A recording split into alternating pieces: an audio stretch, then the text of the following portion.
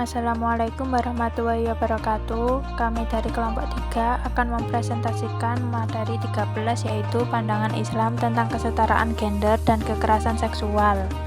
Kesetaraan gender dalam perspektif Islam. Gender merujuk pada hubungan antara laki-laki dan perempuan. Peran gender terbagi menjadi peran produktif, peran reproduksi, serta peran sosial kemasyarakatan. Secara biologis, terdapat perbedaan yang nyata antara perempuan dan laki-laki.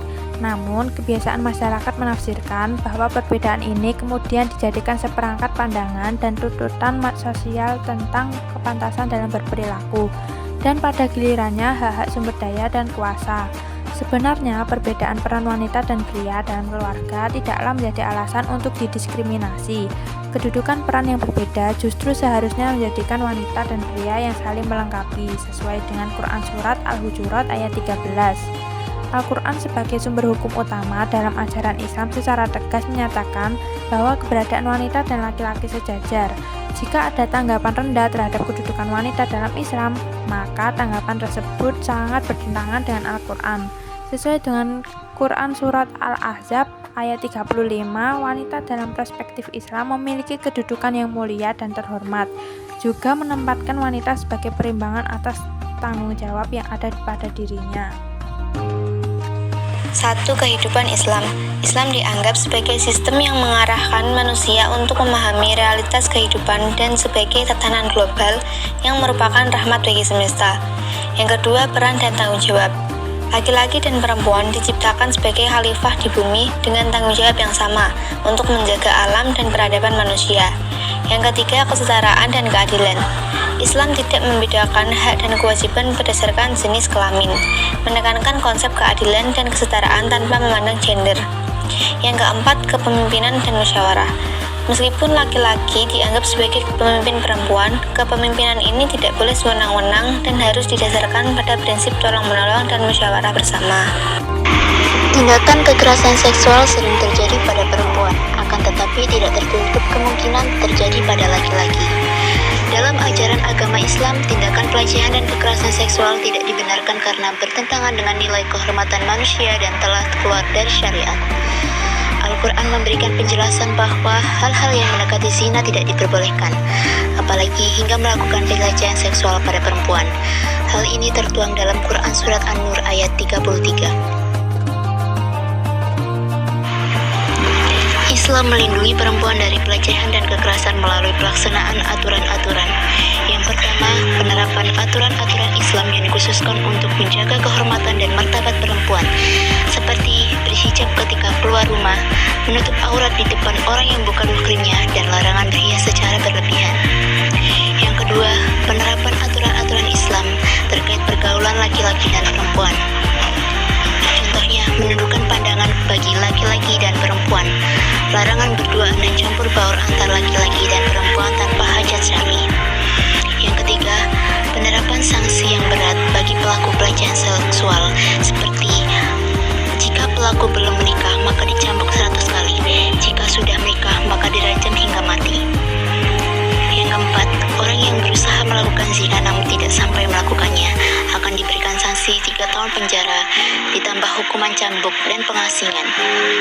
Yang kelima, Islam memerintahkan mempergauli istri secara ma'ruf dan melarang berbuat aniaya terhadap istri, begitu pula sebaliknya. Yang keenam, penerapan sanksi bagi pelaku kekerasan, yakni pelaku dihukum hishas jika terjadi pembunuhan atau dihukum ta'zir maupun membayar denda jika terjadi penganiayaan. Pandangan Islam terhadap pelaku KBGO atau kekerasan berbasis gender online. Pelaku KBGO dianggap telah melakukan dosa besar dan harus mempertanggungjawabkan perbuatannya. Mereka diwajibkan untuk meminta maaf kepada korban dan menebus kesalahannya. Upaya pencegahan KBGO dalam Islam dapat dilakukan melalui beberapa hal berikut. Yang pertama adalah pendidikan agama. Meningkatkan pemahaman tentang nilai-nilai Islam yang menjunjung tinggi rasa hormat dan kasih sayang dapat mencegah pelaku-pelaku melakukan KBGO. Kemudian, pemanfaatan teknologi secara bertanggung jawab. Memakai platform online dengan bijak dan menghindari konten yang mengandung unsur kekerasan dan pelecehan juga dapat mencegah KBGO. Lalu, dukungan keluarga dan komunitas. Memberikan dukungan dan pendampingan bagi korban KBGO agar mereka merasa aman dan terlindungi. Dan yang terakhir adalah penegakan hukum. Penegak hukum harus menindak tegas para pelaku KBGO sesuai dengan peraturan yang berlaku. KBGO merupakan isu serius yang harus dihadapi secara bersama-sama. Dengan memahami pandangan Islam tentang KBGO dan mengambil langkah-langkah pencegahan, kita dapat membangun ruang digital yang aman dan inklusif bagi semua. Kekerasan berbasis gender online atau KBGO dalam perspektif Islam. Islam dengan tegas menentang segala bentuk kekerasan, termasuk kekerasan berbasis gender online atau KBGO. KBGO merupakan tindakan yang dilakukan melalui platform online untuk menyakiti, melecehkan, atau mempermalukan seseorang berdasarkan gendernya. Pandangan Islam terhadap KBGO dapat dilihat dari beberapa aspek. Yang pertama, melanggar prinsip menghormati hak asasi manusia. Islam menjunjung tinggi hak asasi manusia, termasuk hak perempuan. KBGO jelas melanggar hak asasi ini dengan merampas rasa aman, privasi, dan martabat korban. Kedua, bertentangan dengan nilai moral dan etika Islam. Islam mengajarkan nilai-nilai moral seperti kebaikan, kesabaran, dan kasih sayang. KBGO merupakan tindakan yang tidak bermoral dan tidak mencerminkan akhlak mulia seorang muslim. Yang ketiga, menimbulkan dampak negatif bagi korban. KBGO dapat memberikan dampak psikologis yang parah bagi korban seperti kecemasan, depresi, dan trauma. Hal ini dapat mengganggu kehidupan pribadi, sosial, atau bahkan kesehatan mental korban. Keempat, merusak citra Islam. Tindakan KBGO yang dilakukan oleh oknum muslim dapat merusak citra Islam dan memicu stereotip negatif terhadap agama ini. Sekian, terima kasih. Wassalamualaikum warahmatullahi wabarakatuh.